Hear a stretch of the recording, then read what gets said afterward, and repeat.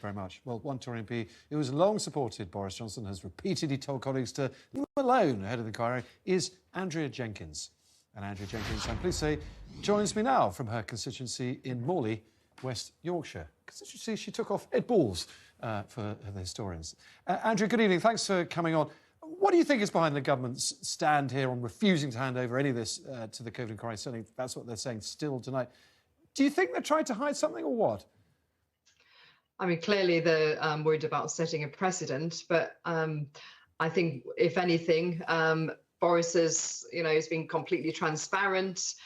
In a way, Tom, I feel that, he's back calling the shots and making the news. So I think the Cabinet Office and the Prime Minister is in a very difficult situation.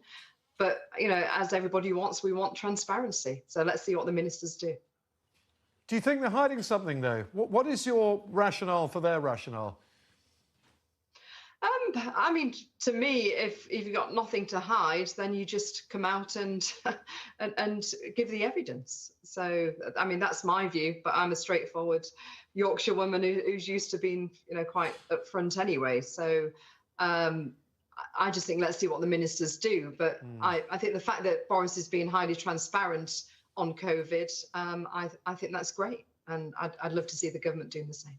All right, well, funny enough, Grant Shapps does look like he rather agrees with you. We'll play that into in a little bit. But do you have no sympathy at all here for the Cabinet Office's argument that ministers should be given some private space to discuss and formulate policy? Because that is quite helpful for good government.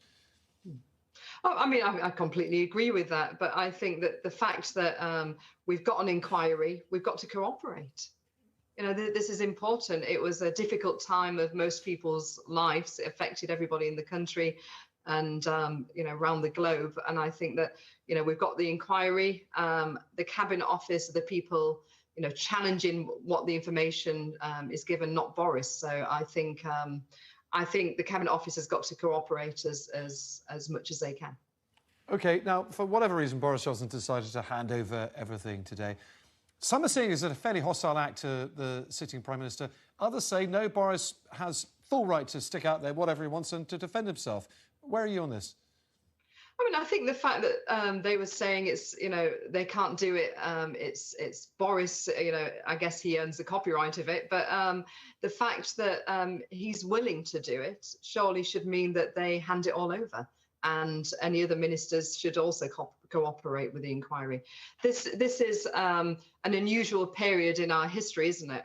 This isn't just normal everyday governmental decisions on security, etc. This is an inquiry which the government was, fully behind.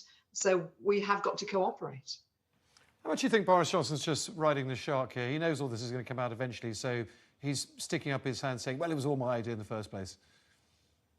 I think Boris is probably, I mean, I'm not quoting him, I haven't spoken to him about this, but I think, Boris has been nothing but attacked in his tenure as Prime Minister and since, and before even. And I just think that, good on him. He's got nothing to hide. He's putting it out there. Look, you want it, you take it. And so it's down to the Cabinet Office and the ministers, what they do, and the Prime Minister. And I think good on him. He's cooperating.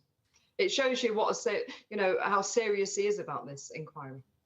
OK, Andrea Jenkyns, the Conservative MP for Morley and Outwood, and a Boris Johnson fan. Thanks for joining me tonight. Appreciate it.